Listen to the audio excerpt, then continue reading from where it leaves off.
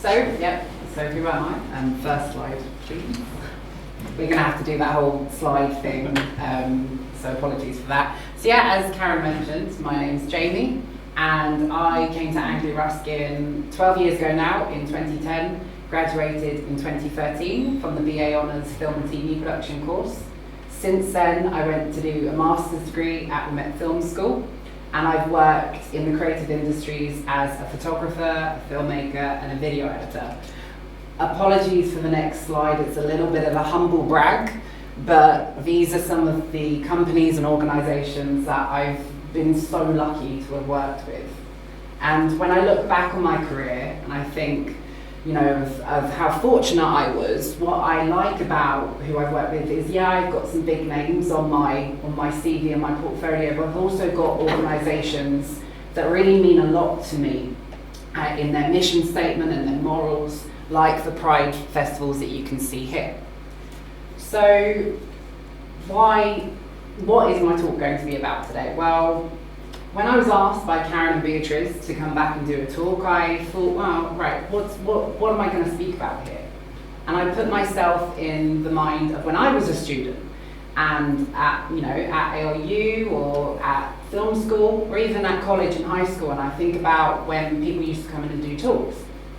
And it was lovely. You'd have people from the film and TV industry coming in and speaking about how they made a film and they were very successful, and that's great and all, but I was sat there as a student thinking, oh, how do I do that? I've got no idea. So, I could stand up here today and give you a big fat boring biography of my life, but I don't think that would be that interesting for you, and also it's quite boring for me because I lived it. So I wanted to talk about when things didn't go so well in my career. And in particular, I wanted to relate to this time of your life as a student and what's going to happen after graduation, and in particular what jobs you're going into. So let's go back to 2013 and sweaty old Jamie in his cap and gown there. If you haven't won one of those, they absolutely roast. So just an FYI when you have to. So ARU was my first love. I was absolutely infatuated with studying here and living in Cambridge in general. So much so that when I had to go home for Christmas and summer break, my mum had to kind of drag me away from here because I was heartbroken to be apart from the university and from the city. The thing is, like most first loves, I knew it was going to come to an end, and that end being graduation. And actually, for the whole time of my experience at ARU, that was the biggest thing in my mind, the biggest worry. What am I going to do after all of this?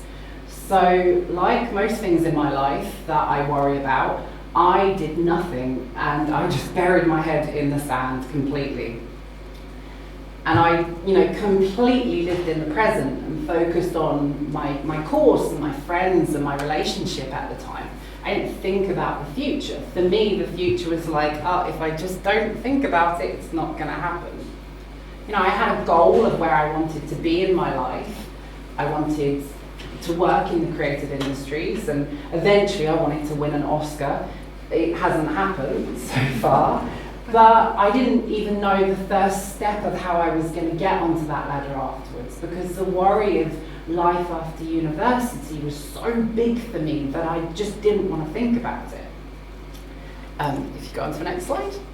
So why am I telling you all this? Well, because like I said, for some of you in the room, students, life after university is going to happen. You are going to graduate. This period of your life is such an amazing period, but one that does have an ending. And if you don't think about that ending, and if you do what I did, and you kind of bury your head in the sand, then life after graduation is going to be a lot tougher for you, like it was for me.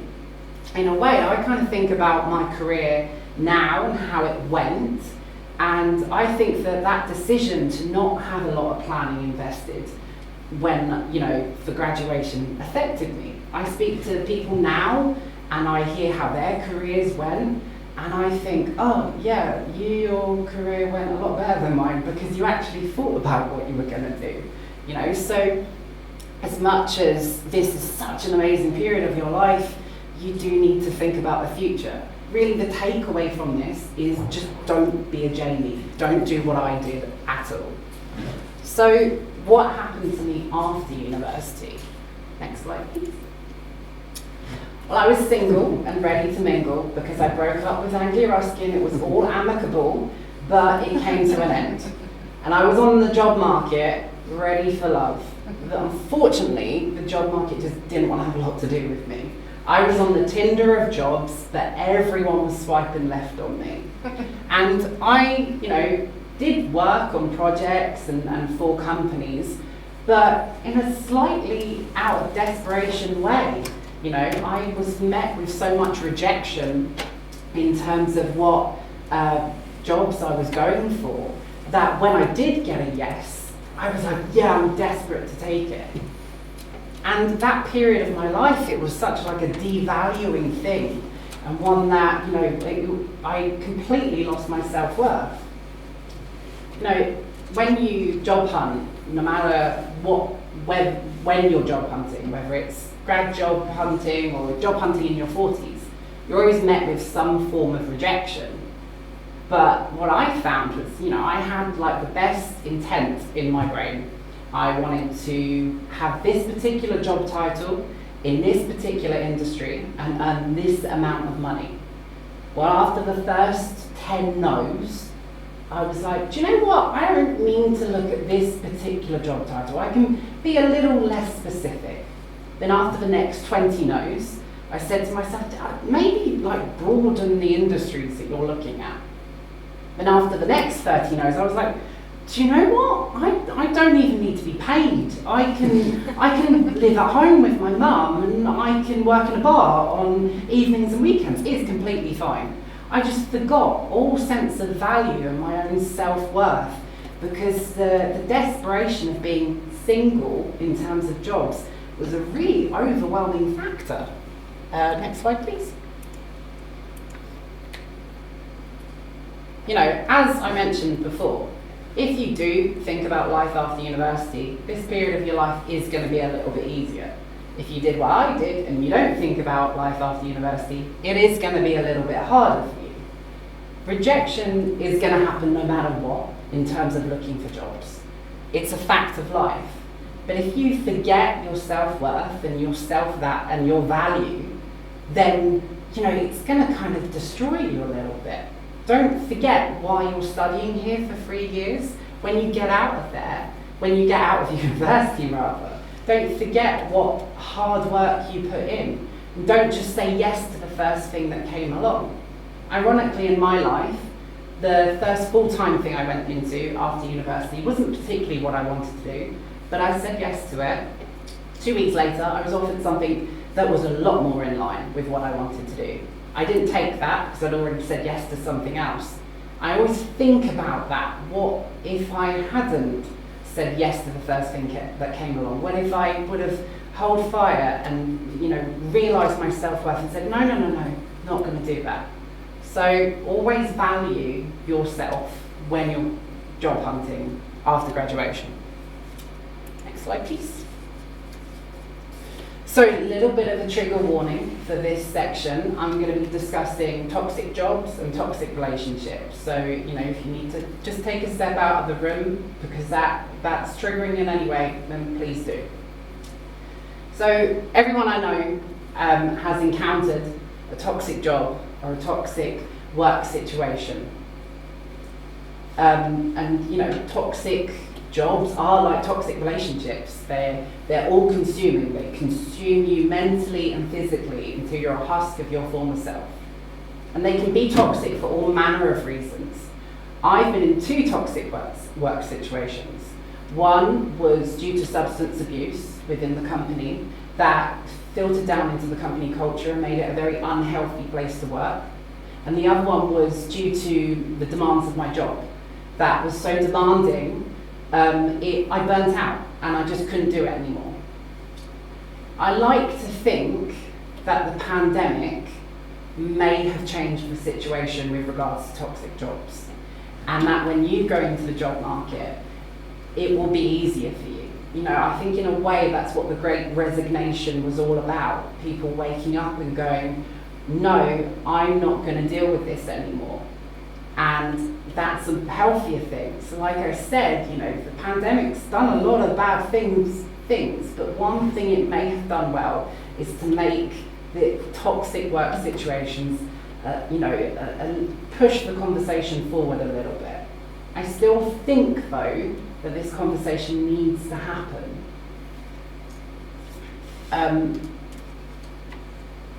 So when I speak to people that have been in toxic job situations, or I speak to people who know someone that's been in a toxic situation, there's always two unified statements that they say.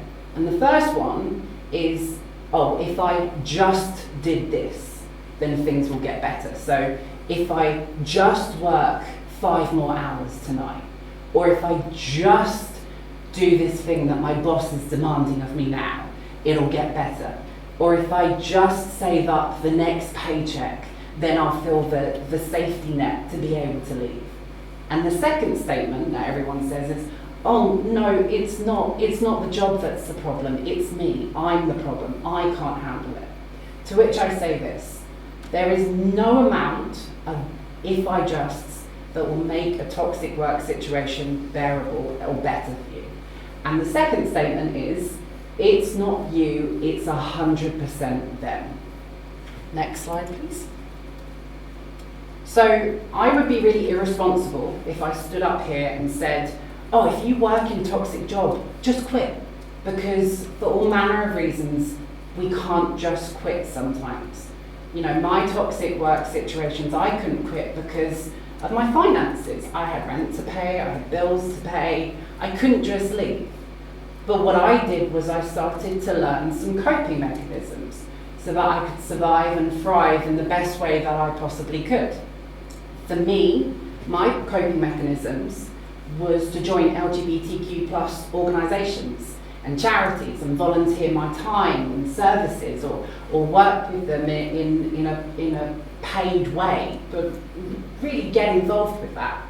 And that meant that on a Wednesday morning, when I was being berated by a CEO because I hadn't worked 50 hours the day beforehand, I still remembered that I had value because that previous weekend I photographed an amazing Pride festival and I was surrounded by so much positivity and love, and I had the organisers coming up to me and saying, oh, thank you so much for donating your time and your photos look great.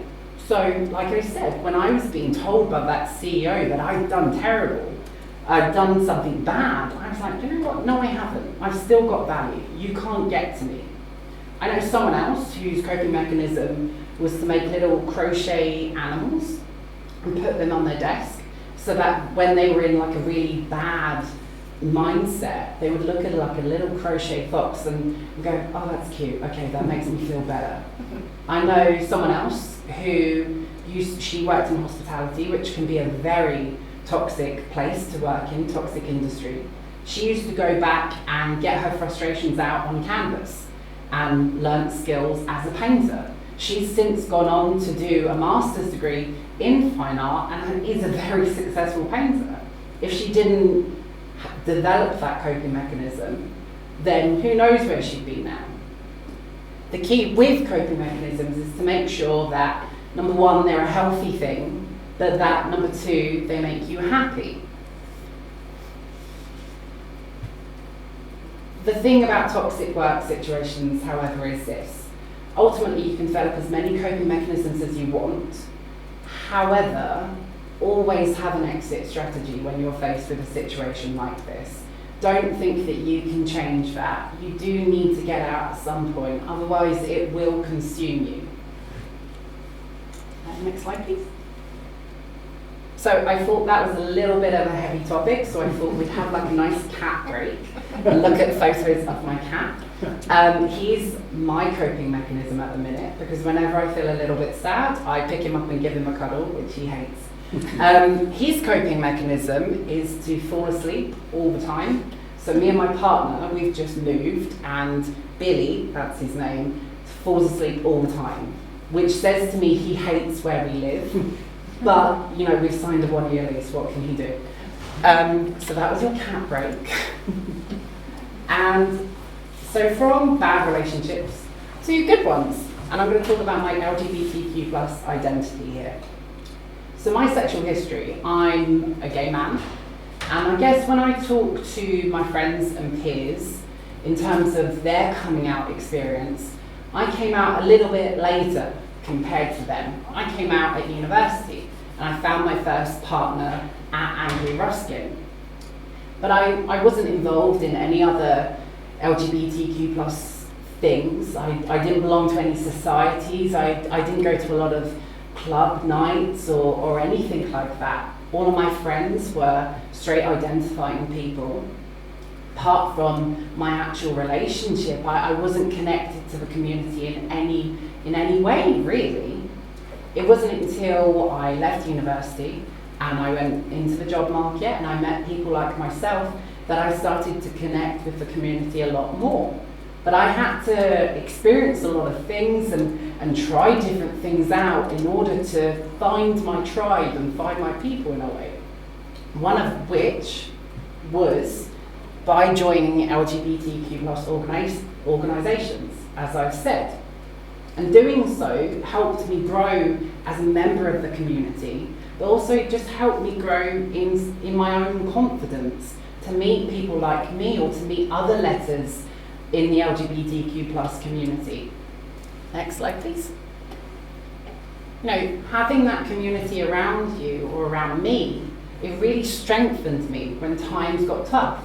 Like I said, in toxic work situations, knowing I had that love from the community behind me made me feel so much more powerful than if I didn't have it. And I so urge you to get involved with organisations or charities however you can. You know, volunteer a couple of hours a week or you know, create your own society. I do believe that there is one at this university. And you'll realise that you have a community of people around you, and you'll grow in your own confidence and you'll meet your people and your tribe. You also will play a really positive part and contribute towards the community.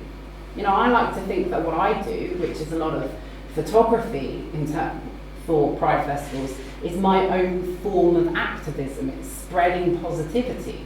Activism doesn't just have to be picket lines and protests. It can be getting involved in your own special way. So I really urge you to get involved with the community however you can to help not yourself but those around you. Next slide, please. So we've spoken about bad relationships and we've spoken about good relationships. But what about when things just don't work out in terms of jobs? Well, it happened to me. So I worked for companies full-time from about 2015 to late 2019. And in late 2019, I said to myself, Jamie, you're not getting any younger. You've got to try going freelance for once. You know, just give it a go. So I made the big leap into the freelance world, and it was very scary. But you know, I had some flings with companies and projects, and I was like, oh, okay, this is going all right. 2020 came about, and I lined up a lot of work, and I was like, wow, okay, this freelance thing is really going to kick off.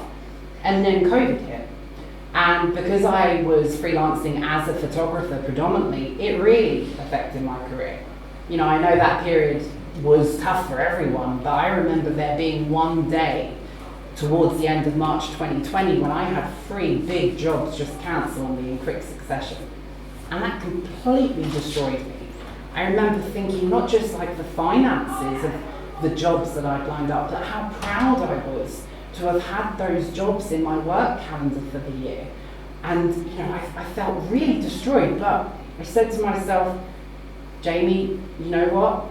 This COVID thing is going to blow over. You'll be fine. Just keep on the goal of you're going to be a freelance photographer. It's all going to come back. So summer 2020, when the country started to unlock a little bit, my job situation came back. The jobs went, okay, we're going to book you in again. And then, as we all know, we went back into lockdown. And that whole year, or 2 years in a way, was so much back and forth as to my job situation. But the thing is, I never wanted to admit to myself that it just wasn't working out. And the thing is, COVID wasn't even my fault. This wasn't even something I had done. But I just didn't want to say to myself, this freelance thing just isn't working. Well, eventually I did, and I landed in a job, the job that I'm in now. And actually, not to toot my own horn, but this is the best job that I've ever been in. And, you know, I always think that because I eventually admitted to myself things weren't working out with being a freelancer, I actually got to a better place than if I would have just, you know, continued to have been stubborn and go, no, don't admit defeat, keep going. Next slide, please. No, there's absolutely nothing wrong with admitting that you failed. We actually all fail every single day, whether that's failing something at university or just failing to wake up the second that the alarm clock goes off. We all experience failure. I think the thing is, it's how we respond to that. We need to recognise that we failed, that something just isn't working out, and we need to adapt to that. You know, I don't think you really shouldn't be afraid of failing, but you should probably be afraid of not recognising that you're failing and not recognising that things aren't working out. Again, don't be like a Jamie. Don't stick your head in the sand and go, no, this is going to work out. I'm going to make it work. You know, I think in times like this, I think of that quote from The Dark Knight, when Michael Caine says to little tiny Christian Bale, why do we fall? So that we can learn to pick ourselves up. Next, oh, you've already done it, great. So, where am I going with all this? You know, at the end of it all, is there a perfect job lining up for you? Now, I think we can all fall prey to career envy. You know, I know friends who go, oh, we've just had like an amazing team social, and you know, our boss took us to this fabulous place. Or I spoke to someone yesterday who were like, oh, we've got tickets to the Avatar 2 premiere and we're going to meet James Cameron. Or, you know, we've got a hot tub in the middle of the office and so great. Side note, we actually have a masseuse who comes in every day and like gives you little massages at your desk, and it's really great. But sorry, I thought that joke would land a lot better. My boyfriend was like, that's hilarious, keep it in. You know, social media doesn't help. We're assaulted with this view of perfection on LinkedIn and Instagram that, you know, I've got the perfect job, I've got the perfect relationship. And you can kind of really fall prey to this distorted view of perfection when you talk to other people or when you see people's lives on these apps. But does the perfect job actually exist? Will you have it after university? Next slide, please. Well, I'm sorry to say, probably not. And that actually brings about the bigger question, which is, does perfection in any form actually exist? I don't think perfection does exist at all in anything, relationships, jobs, friends, finances, whatever. I think about the job that I'm in at the minute, and as much as I say it's the best job I've ever had, it also does have things I don't like about it. There's people there that I don't particularly like. However, it makes me happy, and surely that's all that matters. And I think about this, you know, as long as a job makes you happy, as long as it pays you well, and you're valued, and you're in a safe space, surely that is perfection. Surely that's all that matters. You know, don't look at what someone else has got. Just think about, you know, the fact that the situation you're in might make you happy. So, what have we learned from all this? Well, we've learned that I probably like gifs and memes a little bit too much. But I think that we've learned this. Don't compromise on yourself. Don't devalue yourself. Don't forget about the community around you. Don't bury your head in the sand when things get a little bit too tough. Don't deny when things just aren't working out. But do this all of your way. I'm not a prophet and my words aren't gospel, And you need to figure out life after university completely on your own. You need to face the highs and face the lows.